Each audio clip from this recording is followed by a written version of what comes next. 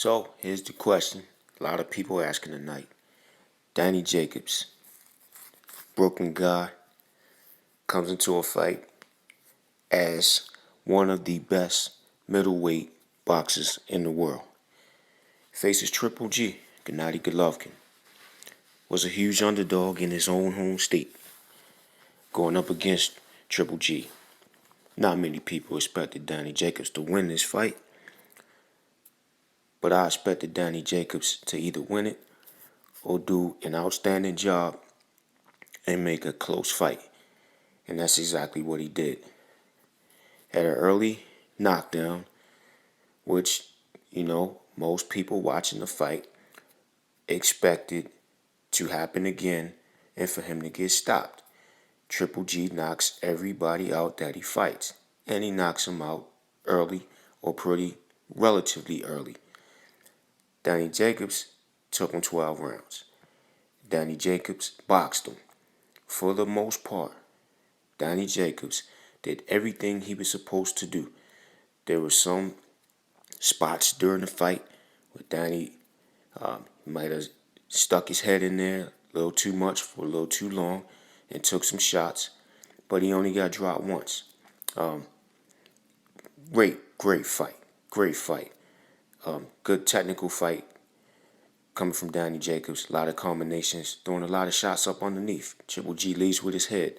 Danny Jacobs took advantage of opportunities to throw the uppercuts, throwing check hooks, throwing the overhand rights, overhand lefts. He switched several times from orthodox to southpaw, and it worked for him for the most part. Danny Jacobs has a chin. Triple G did walk him down several times as expected.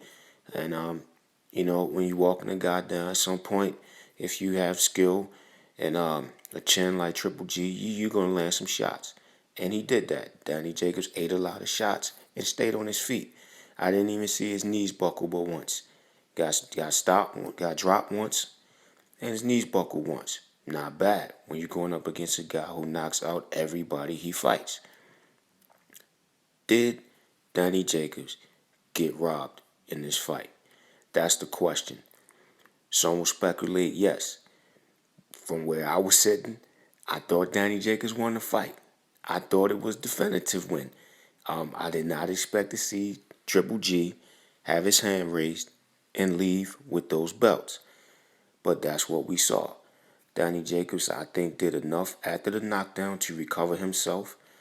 Triple G led with the head, causing some head collisions. Danny Jacobs was poised through all of that, took a couple shots behind the head. He landed more combinations than Gennady Golovkin. He threw more punches than Gennady Golovkin. He counterpunched better than Gennady Golovkin. This is all my opinion. Maybe I got to go back and watch it again. But fight just went off. I'm giving my analysis of it immediately. Maybe tomorrow when I watch it again, I'll see something different. But from where I was sitting tonight, I thought Danny Jacobs won the majority of the rounds. Maybe the first round could have went to Golovkin possibly. There was another round I may have given to Golovkin, but I only gave Golovkin 2 rounds in this fight. 10 rounds of this fight, my opinion, Danny Jacobs did enough to win those rounds as far as footwork, maneuverability, counterpunching, and throwing combinations and landing combinations. But hey, I'm just one guy. I love to see what other people's opinions are. And I mean people with unbiased opinions. Yes, I wanted Danny Jacobs to win, but I'm not biased. I like Triple G as well. I was just pulling for Danny Jacobs for various reasons. I'm not upset that Triple G won. He's a good fighter. He's defended his title, I think, 19 times now? 18, 19 times, something like that. Hey, man, he deserves to be there. I would love to see a rematch, and I would love to see Triple G get in with Canelo, just like probably everyone else does. So we'll see what happens next. But I would definitely like to see a second one of Danny Jacobs versus Gennady Golovkin. Would definitely like to see that. I think it will sell well. I think it's good for boxing. I think it's good for both of these guys to stay in with top competition, to keep growing and keep getting better, giving their camps what they've worked for, giving themselves what they work for, and giving the fans what they deserve. And the sport of boxing deserves things like this as we continue to try to revive the sport back to something amazing. So I'm going to stop talking here. I'll leave these clips running. Y'all take a look.